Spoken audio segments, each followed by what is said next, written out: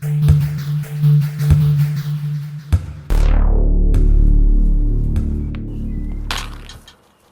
everyone, the Snowman here, and I've got one final women's tennis preview for the 2019 season. It's the WTA Year-End Finals in Shenzhen, China. Features the 8 best players from this season. They'll be duking it out. $14 million of prize money on the line. We also still don't know who's going to finish the year at the number 1 ranking, so lots to play for. And let's look at these 8 players in this draw for the WTA Year-End Finals. So if you don't know the format of the WTA Finals, it's the top 8 players from this year, and they are split up into 2 groups of 4. Each player is guaranteed then 3 round-robin matches, and the 4 best players from those 3 matches move on to the Final 4, semifinals, and then a final. So 3 to 5 matches for everyone. And let's look at these 2 groups. The first group, the red group, has the number 1 player in the world, Ashe Barty. We also have the Australian Open champion, Naomi Osaka, Petra Kvitova then, and Belinda Bencic rounding out the red group. Then in the purple group, the number 2 seeded, Elina Svitolina. We also have the reigning US Open champion, Bianca Andreescu. Number 5, then the Wimbledon champ, Simona Halep, and defending year-end finals champion, Elina Svitolina. So I want to start off by talking about the number 1 player in the world, Ashe Barty, who had a summer to remember, a 15-match win streak that highlighted her season, both on the clay courts and grass.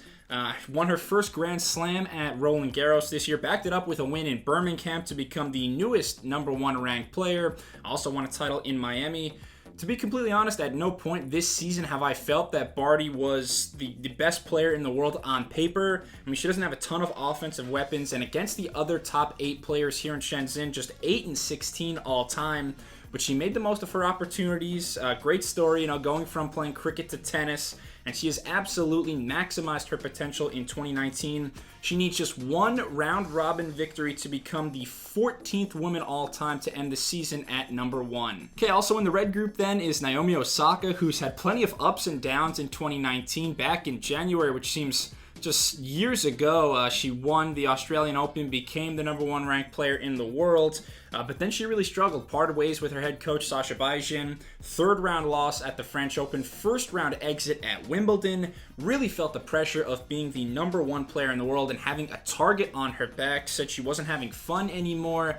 But in the last couple months, that fun has certainly returned in the Asian swing. A title for Osaka in Osaka, Japan, and then a huge win in Beijing. Beat Ashe Barty in the final there, she will play in this red group round robin. Also handed Bianca Andreescu her first loss since February in Beijing. So Osaka, she has the swagger back. She's on a current 10-match win streak. All right, now Osaka's first opponent of this competition will be Petra Kvitova, the 6th seed here, who at age 29, this is her 7th WTA Year-End Finals appearance. She's kind of the elder stateswoman all of a sudden of this group.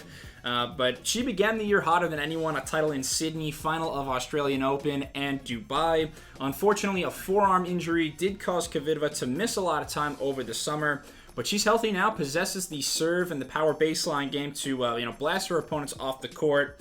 She's looking for some revenge too. Lost big matches to all 3 players in this red group in 2019, whether it was to Osaka at the Australian Open final or to Bencic in the Dubai final. She's definitely going to want to avenge those defeats, and I like her chances in this group. And then the 4th player in the red group, Belinda Bencic, and I love Bencic's game. So smooth in all facets, takes the ball very early, takes time away from her opponents. And she won the biggest title of her career in Dubai this season, also made the semifinals of the US Open just a couple months ago before losing to Andreescu. She's got the most top 10 and top 5 wins on the tour this season, 9 top 10 wins, 6 top 5 victories, so she is a big match player. And I've got a lot more I want to say about her, but I'll save that just a sec, but more coming on Bencic. Okay, then looking at the 4 players in the purple group and the highest seed there, the number 2 seed, Elina Svitolina, who still has an outside shot of ending the year number 1. She was one of the most consistent players, though, on the tour this season. 4 titles to lead the tour, victories in Brisbane, Rome, Eastbourne, and Zhengzhou. No Grand Slam titles, though, like the other players in the top 5 here, but she grinded out results all year long. Like Barty, though, I feel like Pliskova leaves a little bit to be desired when facing the other top women. 13-20, a very mediocre record against the other top 8 players here at this event. So Still a solid year. I don't think the slow conditions in Shenzhen, though, are going to help her with her power game. All right, now it gets really fun, in my opinion. Number 4, Bianca Andreescu, who was the best player of 2019 in my eyes. She sort of ran herself into the ground back in March at Indian Wells, where she won that title, but then had to miss quite a few months with a shoulder injury. But the 19-year-old still 48-5 record this season.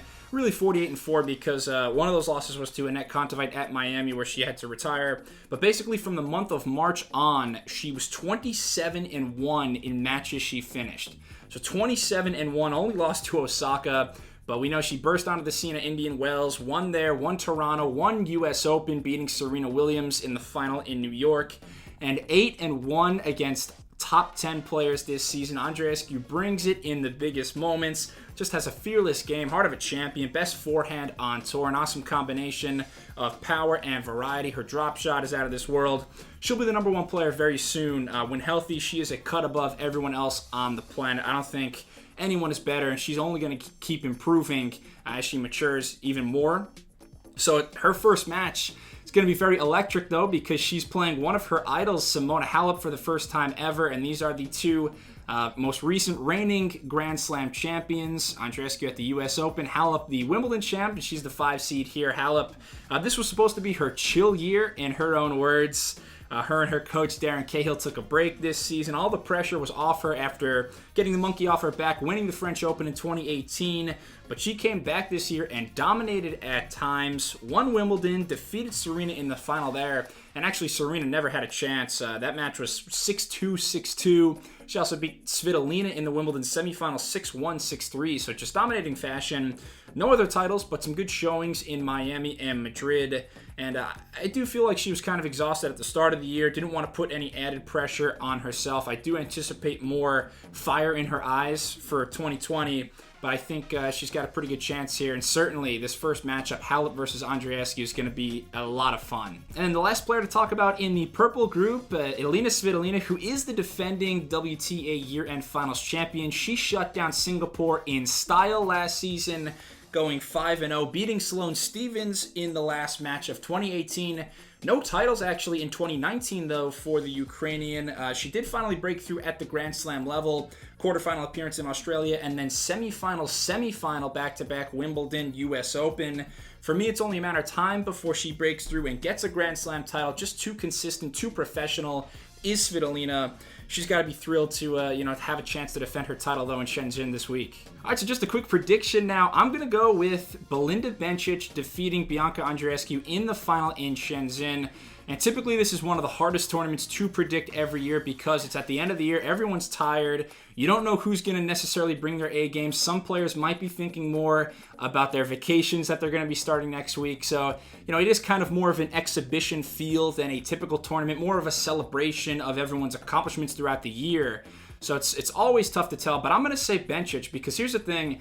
All 8 of these players are uber talented. They're all champions on the court, but I think this tournament is mostly about who isn't thinking about the holidays. And Bencic, I saw how excited she was when she qualified for this event last week in Moscow. She was jumping for joy like a mad woman. She seemed just absolutely elated to have qualified for the Final 8, her first ever WTA Year-End Finals.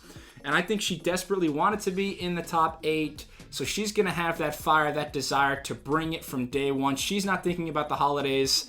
She wants to be here, and that's why I think Bencic will take this title. I'll say she beats Andreescu in the final, but certainly it's set up for a lot of fireworks, a lot of fun this week. Please leave a comment. Let me know who you think is gonna win, do well at the WTA Year-End Finals, and I'll have a men's Year-End Finals preview coming up in a couple weeks as well. But thanks a lot for watching. If you enjoyed this video, please subscribe to Snowman Sports Media. Give me a thumbs up, and I'll see you very soon. Thanks. Cheers.